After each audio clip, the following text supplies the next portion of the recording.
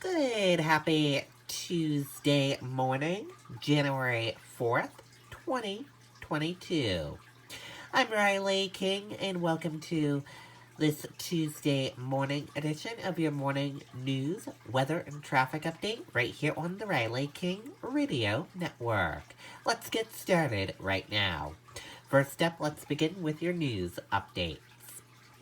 First up, tip line rewards announced for information about missing 7-year-old girl. Let's take a listen to that video from WMUR News 9. This is a story that has grabbed national attention, and today it was clear Manchester Police Chief Alan Aldenberg wants some answers. I'm appealing to everyone. Help us find this little girl. An emotional Manchester Police Chief pleading with the public on Monday, asking anyone with information regarding 7-year-old Harmony Montgomery to come forward. Quite frankly, enough is enough. This is a 7-year-old girl. Let's find her, all right? Let's come together as a community and do the right thing. Police confirmed that Harmony was in the child welfare system, and it was DCYF that notified police last week that Harmony was missing. Last seen in Manchester in October of 2019. It's still unclear if Harmony's parents or guardians have provided any information to investigators. I'm not going to comment on who we've individually spoken to, other than tell you that we have spoken with many family members. On Sunday, investigators spent hours at 77 Guildford Street in Manchester, Harmony's last known address. They say the current homeowners have no involvement in the case, but are being very cooperative. A dedicated tip line has been established for phone calls and text messages. It will be manned 24/7 by one of the department's juvenile detectives. 30 to 35 detectives up there that are running on nothing right now, but they'll continue to run on nothing because they know what's at stake.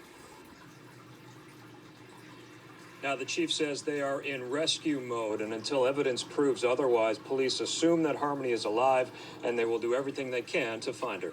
Live in Manchester tonight, Jason King, WMUR News.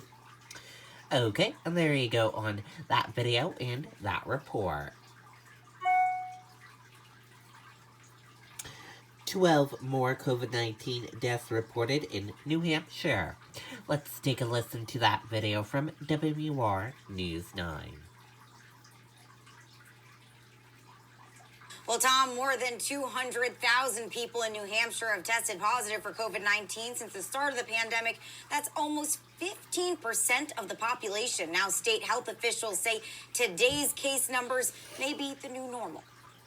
COVID-19 is not going away, hasn't gone away. Now, New Hampshire's weekly test positivity rate is at a record high of 19.7.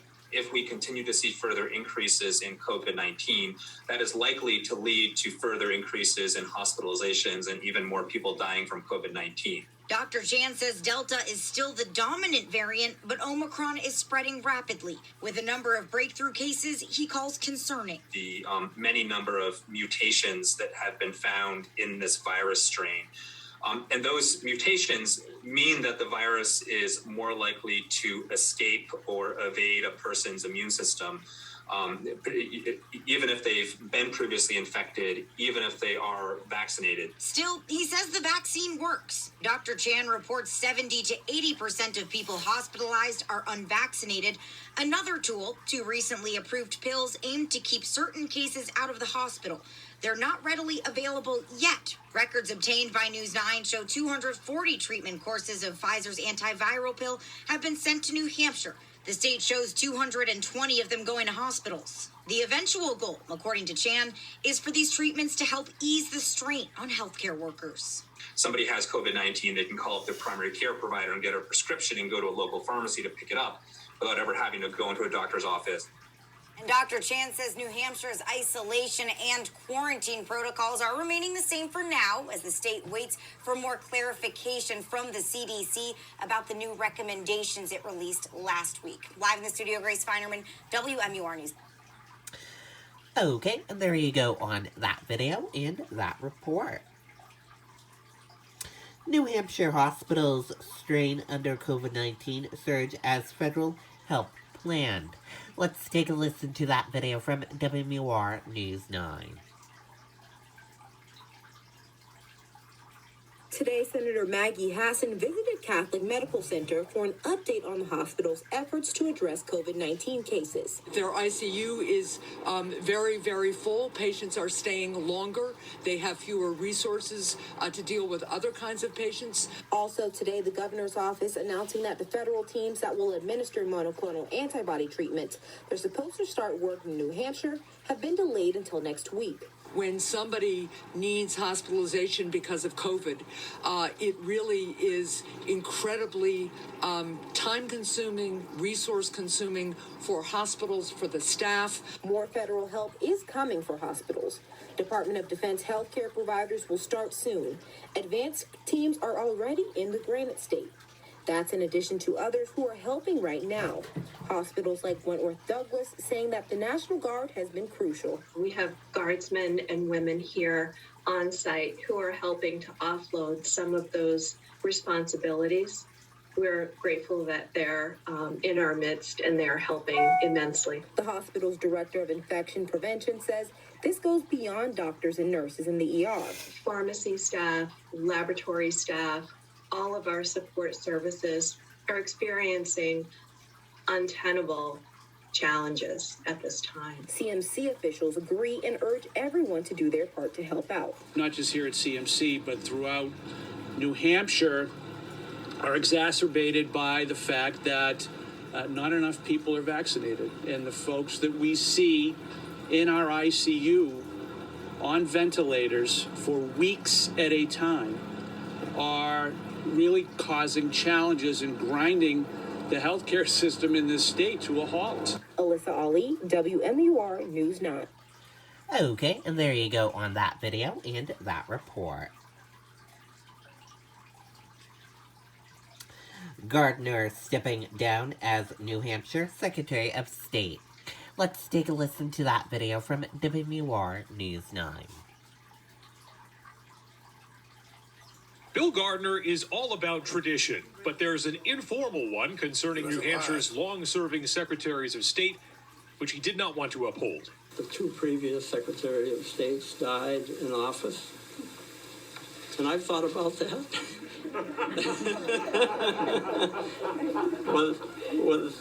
was I going to be one like that?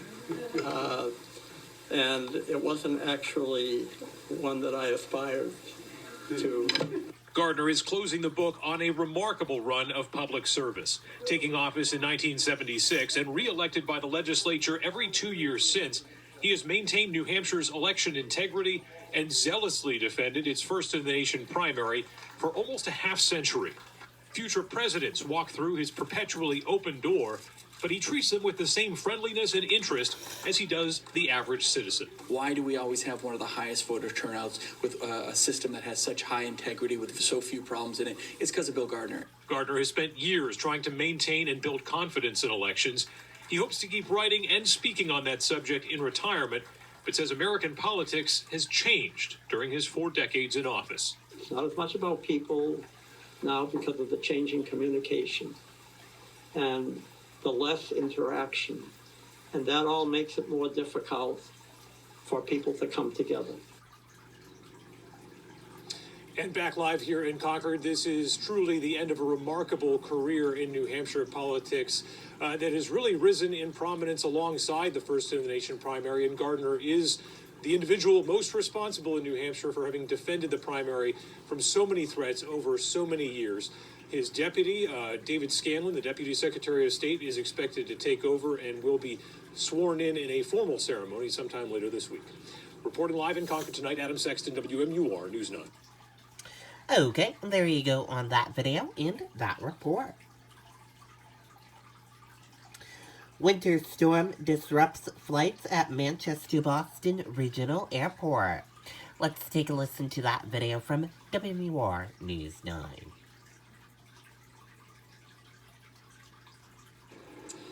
Yeah, Jen, all in all, the Manchester-Boston Regional Airport has done very well throughout the holiday season, but you take a look at the arrival and departure boards behind me, a lot of orange and red today. It's been a tough holiday weekend for travel, and the current winter storm down south is certainly causing some problems. Now, here in Manchester, at least 8 flights have been canceled today, and many others delayed due to the winter storm that's barreling through the mid-Atlantic states. 11 flights were canceled on Saturday, and 5 more on Sunday here. The airlines most affected today are Southwest, American, and United due to their connections in those mid-Atlantic cities. The numbers account for about 20% of Manchester's flights since Saturday, but airport officials tell us despite staffing, weather, and COVID-related issues, the Manchester airport held up relatively well through the holidays. Typically, the industry likes to see less than a 2% cancellation rate, and we were right about 1.2% throughout the holiday period, but then the new year started, and it has not been a good start to the new year yet. Now, although today's cancellations are weather-related, the airport tells us that they typically don't know the cause of delays or cancellations until maybe days or even weeks afterwards. Live in Manchester, Jason King, WMUR News. Okay, and there you go on that video and that report. Head-on collision shuts down Route 3A in Hill. Route 3A in Hill was closed Monday after a head-on collision in which one person was seriously injured. Police said one of the vehicles involved in the crash engulfed in flames when first responders arrived. One person trapped in a vehicle was removed by firefighters. At least one person was seriously injured and taken to Concord Hospital, officials said. The crash is under investigation. And that is a look at your news update. Now let's take a look at your weather update. Weather right now is clear, 10 degrees. And sunrise will be at 7:16 a.m. and sunset will be at 4:22 p.m. today. Weather today and tonight, abundant of sunshine, high 29 degrees, winds west-southwest at 5 to 10 miles per hour. Tonight, some clouds, low 21 degrees, winds light and variable. That is a look at your weather for today and tonight. And that is a look at your weather update. Now let's take a look at your traffic update.